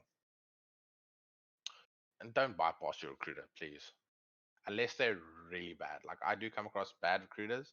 Um, if they're really bad and they kind of deserve it, like YOLO, go for it. But I wouldn't advocate to do that. Don't. Yeah, I didn't actually go into this, but yeah, don't hack the job. Um, prove your technical ability when you are asked to do that in a not a calculated environment, in a safe environment, or what's that, controlled environment. um when you get asked to do an OSINT mission, when you get asked to pop a box, like when they say like this is opportunity where you're going to do it, then by all means. But don't overtly do stuff with a company before an interview to prove your worth. You're just going to creep people out, and most companies will just not like that and flag you as a moral risk. Okay, and so also was that thing I mentioned. There's another article I found on LinkedIn and Giphy. Uh, I think I went on quite a while there. Is there any questions? Uh, I'll just say straight off, by the way, that that was fantastic. I've like No usually dramas, mate. I get about what like for most of these talks I get a note, I get a page of notes. Sometimes if I'm lucky I'll hit on two, but I'm already on like 3 pages just notes. No dramas, mate. Oh no, that was fantastic. Like you, like I was curious about the whole LinkedIn thing, and I know I saw it at the Isolation Con, but I was like really curious how it like properly worked. And I actually, when you were doing it, I looked at stuff on LinkedIn. It's like, oh, I could apply for that. So looks like you've just got me started on that. But And yeah, and also just to add to that, like I do like resume reviews of various cons. Like I did some for GrimCon and it was like semi-successful. And then with DerpCon, I did like 40 resumes, just under 40 resumes. So if anyone ever needs advice, and there's a lot of people on like TMHC that drop me a message from time to time, like, hey, can you look at this? What is your thought on this? I'm going through this interview process and I don't know what to do here. Like, drop me a message. As long as we're on a mutual server, like you can DM me. You can DM me all your Bitcoin links as well. Um, I'm always approachable, and if you ever want to run through like what a search looks like I'll do that on a personal level. It's if I've got the time, which I tend to, then I'm always up for that. sound, especially well, what makes it handy as well because you're on this Discord as well. Are you okay with like possible people messaging on this from this Discord asking you about that sort Yeah, of stuff? definitely, mate. Yeah. Definitely. I'm really not hard to find. I'll probably end up annoying you about my CV and stuff eventually. In fact, No dramas, uh, mate. in fact, actually, I when you said about the whole like I do it once a month, I've set up now. I have a reminder on Google Calendars because now I know how to use Google Calendars.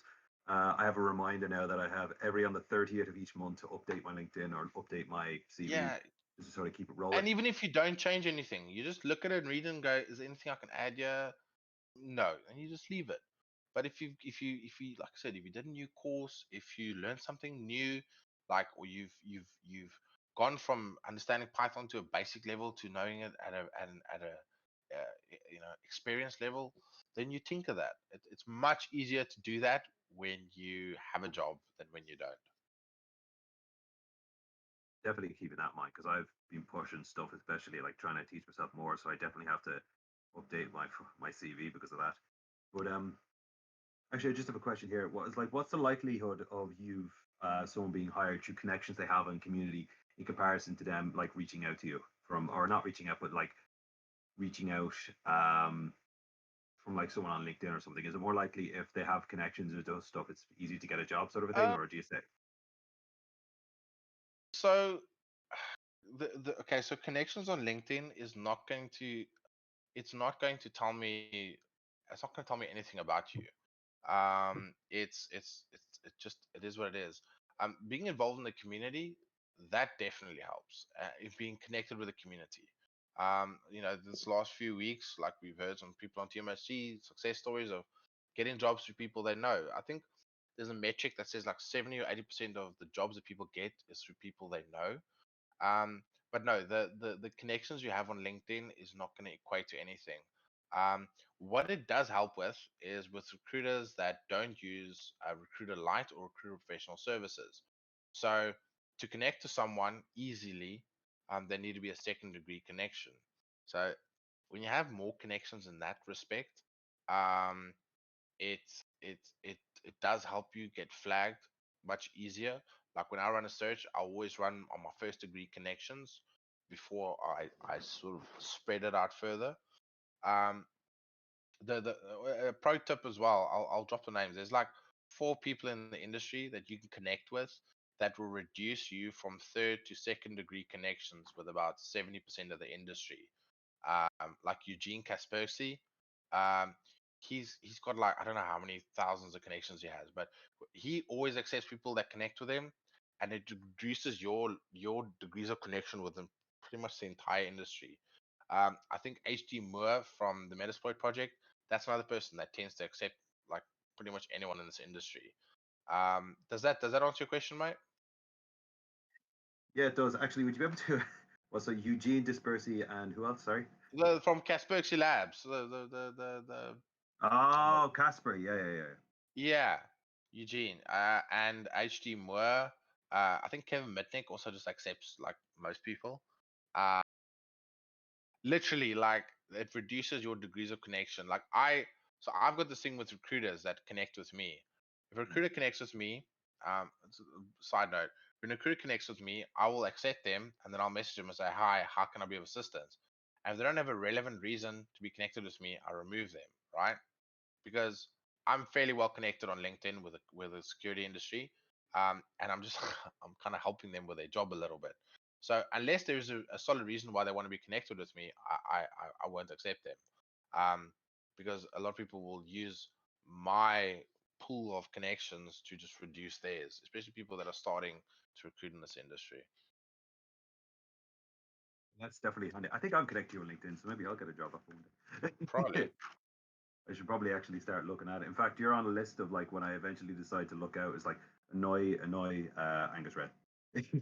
Yeah, and look, I accept 95% of my connections. Sometimes I get added by stock accounts, and I notice it. I accept most people if there's some form of relevance in your profile. But I'm getting to my limit now. I think I've got like 14,000 connections or something ridiculous.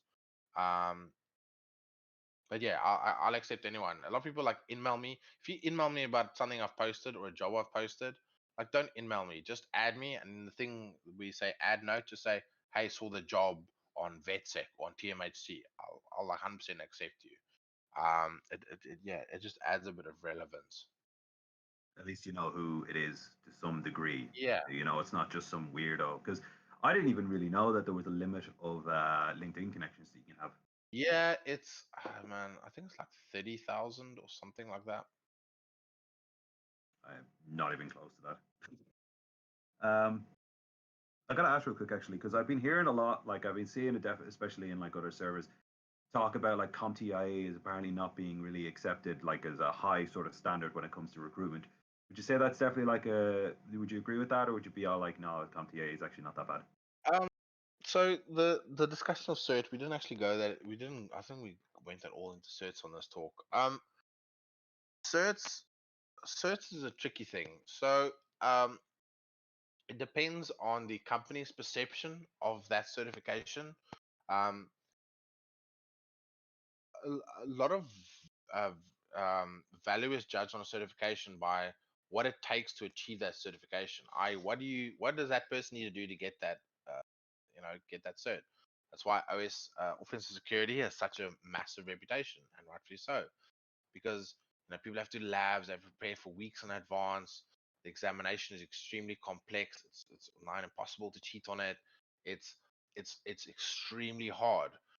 When you have an examination that ends up being a multiple choice examination at the end, um, it does add value. Yes, it is a box tick, and yes, it also depends on the company's perception of the certification.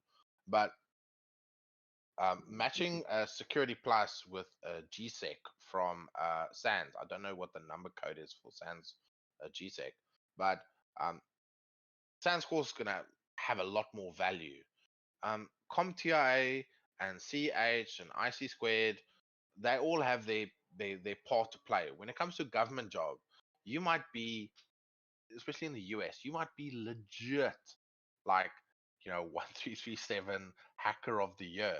Um, but because you don't have CH, you might not get that job because the contract needs you to have that. The US military call it, I think it's called IAS levels. I haven't worked it in a while, but you literally have to have that box tick. Um, I think as you advance in your career, um, certain certs will add more value than others. But I know what certs I'm looking for. If I'm looking at not now at the moment, I have a tech support role. Um, I'm looking favorably at people with CompTIA, because it's like an entry level type position. That is not to say, and when you talk certs, there's going to be a ton of confusion and ambiguity. Um, CompTIA, CH, SANS, offense security, they all have their part to play, but some will undoubtedly be more valuable than others. Um, Once again, as the company's perception stands. That's the best PC answer I can give. All right, Grant. I'm actually like because I was just mostly curious because I've been looking at like CompTIA myself because now that I've technically kind of graduated, I feel like, oh, maybe I should like do more stuff. Uh, Yeah, and but mate, there's value in it. There really is value. One thing I've mm, seen recently, on a side note with CompTIA, someone I saw recently had like a weird, like 3 or 4 letter CompTIA thing on their resume, and I asked them, "What is that?" And they said, "No, it's the CompTIA trio." Like I know the trio um, is it Sec plus, A plus, N plus, yeah, right? And if you have those three, it's called like, oh man, I can't remember. It's like CSSA, or there's some like acronym they use, and having that acronym means you've got those three. Um, the other place it can add relevance as well is on a search. If I'm searching, which doesn't happen that often, if I search the word Sec plus, N plus, A plus, you will flag up on my search. Important to remember when you list a cert throughout your profile, and it's kind of difficult on a resume, but you want to list the most I think the right wording is colloquially common version of that. Like, I understand OCP is OCP, but from my understanding, it might be listed as PWK. I'm never going to search for PWK. I will always search for OSCP, OSCE, OSEE, OSWP. Um, Always list the most colloquial. So, for instance, with CompTIA, I would list Sec plus instead of Security plus. Um, People will disagree with me, and once again, that's perfectly fine. But it's another sort of useful tip to add. so definitely to play on what was more recognized, not like the whole. Yeah. I'm writing that down. I'm going to run out of pages. Does anybody else actually have any other questions while I'm writing stuff down? While you're looking at questions, I did resume reviews for. Oh, that reminds me, I yeah, think about the resume. I got this one from CrimCon, I think. It was someone that messaged me on Discord and helped them out, and I liked their resume that much that I asked them if I could, like, if they could convert it for me into a template. So what I'll do is on the Discord I'll drop the template. So that the different templates, as I mentioned earlier, will work better for different types of jobs and different levels of experience. So this template is very good for people that have like multiple degrees or like lots of education, and maybe some achievements or community engagement. I've passed this template onto about 10 to 15 different people. um, this template might not be the one for you, but I found it's a pretty solid template to use, and it's quite basic. So I'll drop it on the I might put it on my GitHub, and I will drop it on the Discord as well. So if anyone wants to use that, they are welcome to do so. Your socials afterwards, anyway. So, um, it doesn't seem anybody else had any questions, and I got more into writing down stuff than I did actually writing down questions. No I dramas, got mate. so I got so inclined that I was just like, I need to know all this stuff. Oh, right, yeah, no, there's a good one. I was actually from the beginning. I was saying, what is more likely thing you'd actually kind of find would it be like the uni route, the gamer route, the hacktivism, the influencer, or what's like the most likely thing you'd find when you're looking for people? I mean, I'm not 100% okay. So from a personal perspective, shit, man. The most Really good. common I've the most common I have found, I think, would be, I think the gamer route. I speak to a lot of people that have been messing around with Linux from a young age. It's more like a hybrid between the gamer, yeah, so the gamer route, and I think one other mentioned, like, people, like, I interviewed 4 people this week, and what happened with them is their family or their grandparents bought a PC, their first PC, and then immediately when they got it, they were the ones unboxing it, and they're like, whoa, like, how do I make this work? And then the one guy had a grandfather, or no, had an uncle that worked in the gaming industry in San Francisco, and he sent him a Linux computer, and he was like, "Wow, this is crazy," and he figured out how to work that, and like that that was the pull decision at a very young age, and it usually did stem from gaming.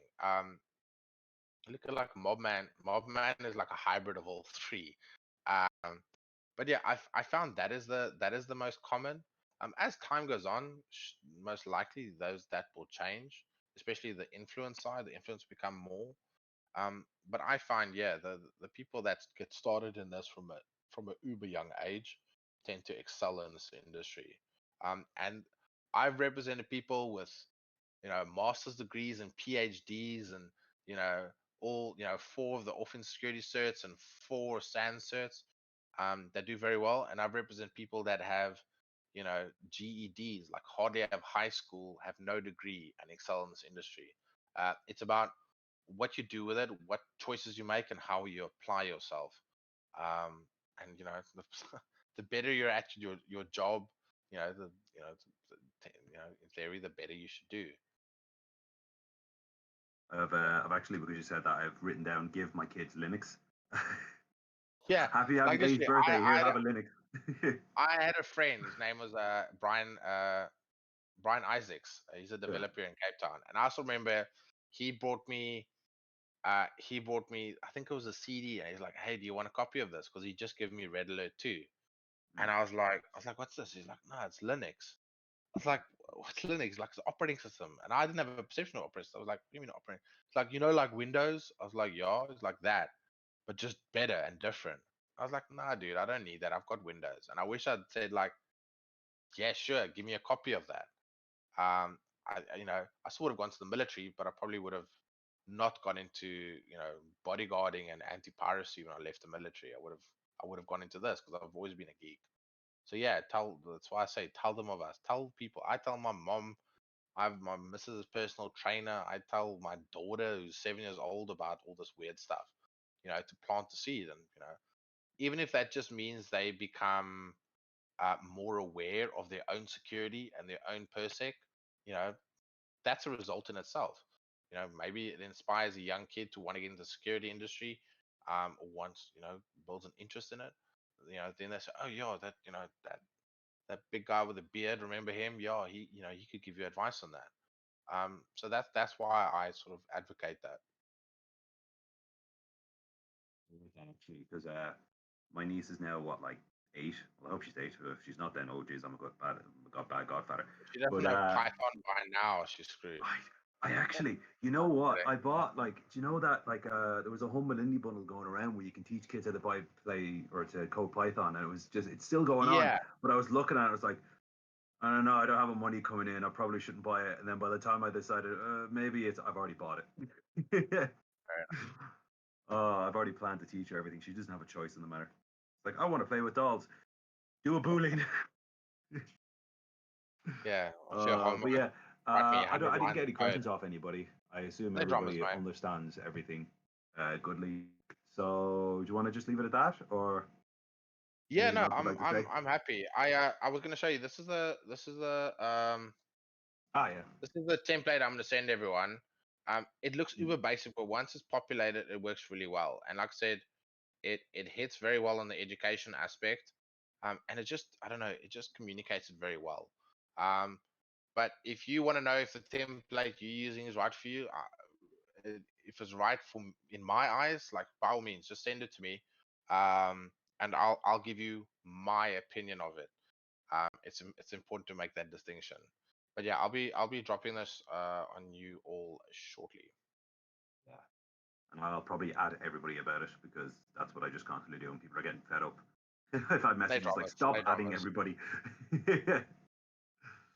uh, Yeah, thanks, yeah. man. I really enjoyed that. I'm gonna probably have to shoot off and go buy some charcoal so I can have a barbecue tonight. Oh, it's a But shout. thanks, man. I really Right. enjoyed this.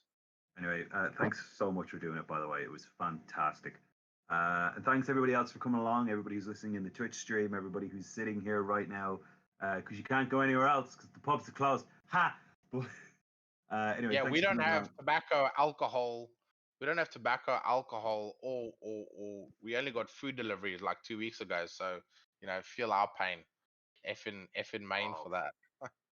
I probably shouldn't tell you that I just filled the fridge with beer then. Yeah, no, I don't. I'm sorry. Why, what is there like actually, is there an indicated date when all the plus places are going to get opened up again over there? Negative Ghost Rider. We do No? not know. Because we've been told apparently it'll be about the 10th of August when all the pubs open again over here. Yeah, no, it's gonna be months and months and months here. But anyway, that's my problem. I'll be fine. We'll just sneak in stuff for you.